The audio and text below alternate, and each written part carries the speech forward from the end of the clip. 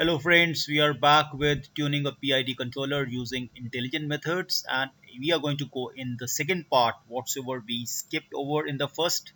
In the first part we discussed only fuzzy logic. In this part we shall be discussing artificial neural networks for tuning PID controller, followed by ANFIS method of tuning PID controllers, and finally we'll making use of genetic algorithms for tuning PID controllers. And these three methods will be done step by step. I hope you have fairly good idea about these methods. As such, I will not be discussing the methods, I'll be just discussing the implementation of these methods for tuning a PID controller. This you can see is the way we tune it for artificial neural networks. Again, going back to the plant, we have a plant, we take the feedback as usual, we compare it with the reference, the error is generated, and this error is fed to neural network directly.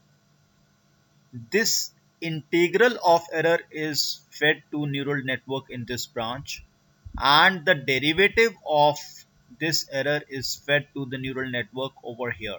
So what we see as x1, x2 and x3 are nothing but e, the error, integral of e and derivative of e. So these three elements are multiplied by three successive weights w1, w2 and w3. I need not discuss what these weights are. I suppose you have little bit knowledge of ANN and the weights. These are the three inputs, and ultimately it goes to the ANN model. As such, the output of that comes, and that goes to the input, and that finally the output of this controller. This is this entire controller, as we can see over here. This controller is controlling, and the output of that is going to the plant, and that plant is rectifying its error. And again, through this method, a new value of e, integral of e and derivative of e is coming over here. Ultimately, the whole game is in knowing the value of w1, w2 and w3, which is equivalent to knowing the value of kp, ki and kd. I think most of the things you have understood by this one single diagram itself. Nevertheless, we will discuss a bit more in something written in the form of words. So this is a control loop control system, closed loop control system. This is the single neuron, we also call it as perceptron ANN structure, designed and displayed over here. So this ANN computational method, it's comprising of artificial neurons. They are operating as a unit for processing input to output. And the figure over here, it shows that PID controller tuning as to be done with the help of neural networks. Now this ANN structure which we have used over here is a single neuron structure. The weights are W1, W2, W3. It's mere repetition of what I had already explained to you, and we are making use of some learning algorithm, and the weights of these are modified to attain the desired goal. Desired goal, as we know, is that we should have as less error, almost zero steady state error, minimum overshoot, minimum undershoot, minimum rise time, and so on, as we had discussed in the previous session as also. So this x1, x2 and x3 are nothing but the error, integral of error and derivative of error, as I have already explained it to you. This is how we calculate error, and then we go in for the sum of the error and derivative of error. So all this, as we had seen in position form of, I repeat, position form of the PID algorithm. If you recall, we are not going in for that, we are going in for the velocity form of PID controller. In velocity form, x1, x2 and x3 are as represented over here. We don't have any summation form, and instead of derivative we have double derivative. So I'm not going to discuss the velocity form of algorithm of PID again. So that's what I have already discussed in the previous sessions. You can revisit those sessions if you feel like. So these error signals are multiplied with the corresponding weights, and that acts as the input to the single neuron. This output of the neuron is given by as shown in the formula over here. And here you can see that K is the constant used for speeding up or slowing down the closed loop response. So there are steps. We randomly choose the weights and then we calculate the error, which is basically the difference between the reference input and the output of the plant. Then we have gains of PID controller. They are decided by the supervised delta learning method. And again, I'm not going to tell you what is supervised delta learning method. That is using the error signal.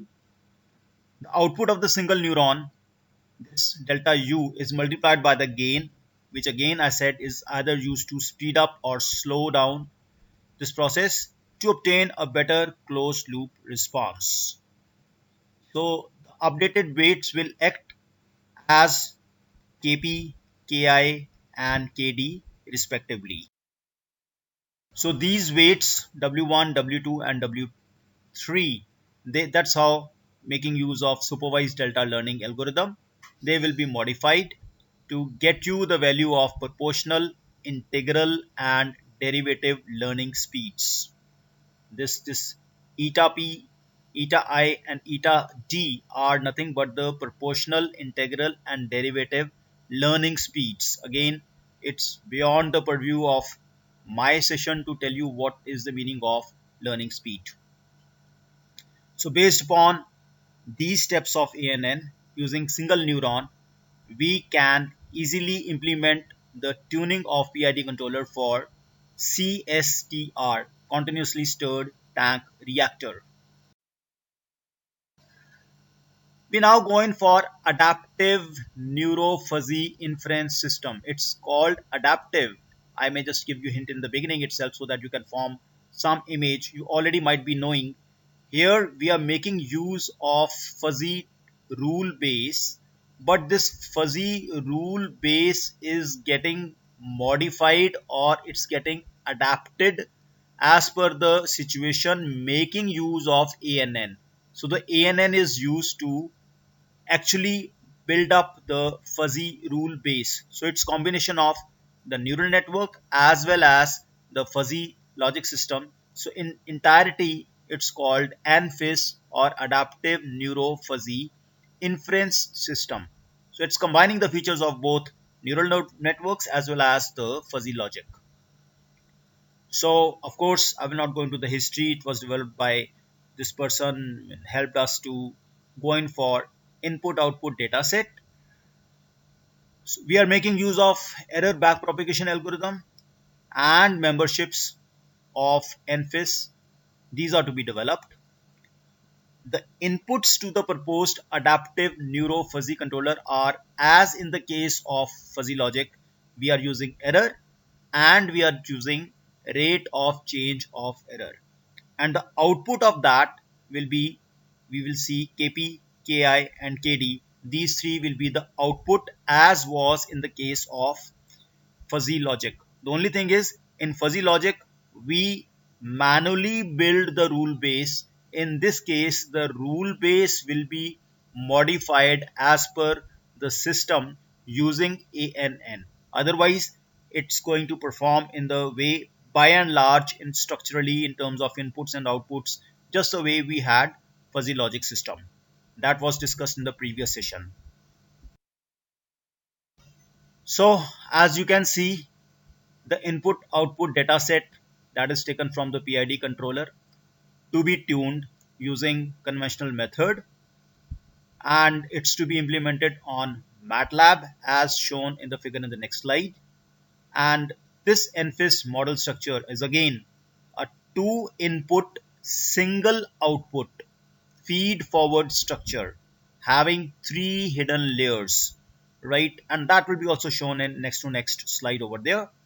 The Simulink implementation for the given method is again given in yet another slide. You can call it as next to next to next. slide. This is the NFIS editor. You can have a look at it. Once you start working on it, you will get to know it's not as dominating as it seems to be. This is the infrastructure using input output membership functions. You can see again we have two inputs and one output as was told to you in the previous slide. So these weights W1, W2 and W3, that's how, making use of supervised delta learning algorithm, they will be modified to get you the value of proportional, integral and derivative learning speeds. This eta p, eta I and eta d are nothing. I'll be summing up the whole thing, revising the things that the fuzzy logic controller, it used error and derivative of error, and the output was kp, ki and kd. We were making use of rule base, and the rule base was designed by a conventional method. It was done like we had to feed it as we do it in case of any conventional fuzzy logic. Then the range of gains, that is what can be the maximum gain, what can be the minimum gain for kp, for ki and kd, those were also measured from the conventional method as making use of Ziegler-Nichols method, or you can call it Ziegler-Nichols method as you feel like. And the ANN which we had seen, it used single layer perceptron where the three weights were obtained after training. We were getting W1, W2 and W3, and those W1, W2 and W3, they acted as KP, KI and KD. So that was about fuzzy logic, that was about ANN, and finally we have to go in for the NFIS and see how NFIS is working. In NFIS, the rule base is generated by ANN. Here, what is the, it's told you the two input and one output. The two inputs are E and D by dt, but the output is the rule base which is generated, and these rule base, making use of this rule base, ultimately all three gains are also generated accordingly. So this is how NFIS is different from fuzzy logic. You can take a pause over here, you can rewind the video, and you can revisit some of the previous fundas and clarify this point. There should not be any doubt on this account. And finally we come to the last method, intelligent method. And again I'm supposing that you have little bit of knowledge of genetic algorithms, because we are not discussing genetic algorithms but only the application of these genetic algorithms in tuning PID controller. So these genetic algorithms, as we call it as GA, is a derivative free random optimization technique that is based on the ideas of natural selection and evolutionary process. There's a very beautiful story about how Hooters, they adapted themselves in, it was survival of the fittest, and I will discuss about this story sometimes when we meet face to face or in the Zoom sessions. The fundamental component of GA, that these components include encoding, reproduction, crossover and mutation. These four keywords you might be recalling if you have studied genetic algorithms. These are encoding, reproduction, crossover and mutation. So this GA encodes a number into binary string, and that binary string is called chromosome. Depending upon the value of evaluation function, we also call this as fitness function. The parents are selected from group of binary strings to perform the operation of crossover and mutation. So how this happens, what are the various rules and steps, I'm skipping over for the time being. I'm supposing you might be knowing these as you have studied GAs in some course.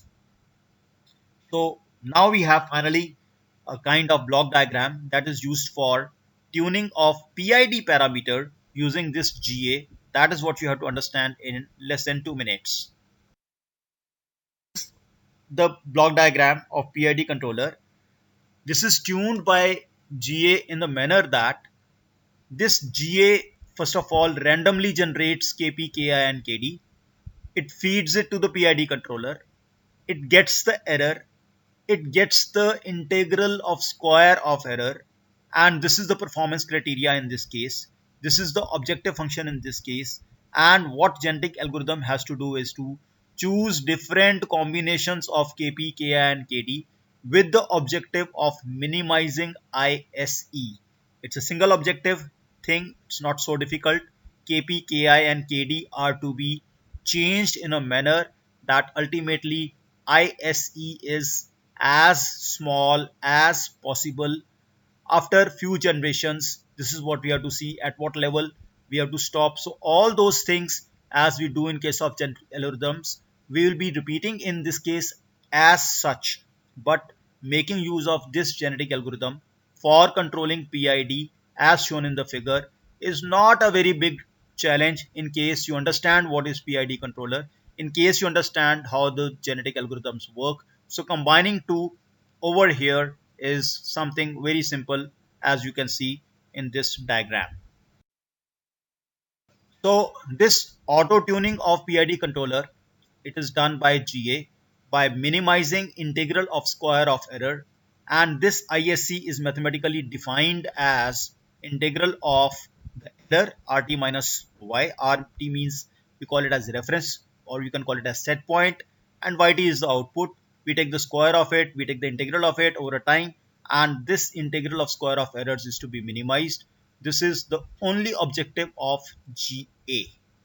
So the various steps in finding the parameters are, as we see, first of all, we define the plant transfer function, and then we initialize some values of Kp, Ki and Kd and calculate the value of ISE, and this ISE, I repeat, is to be minimized.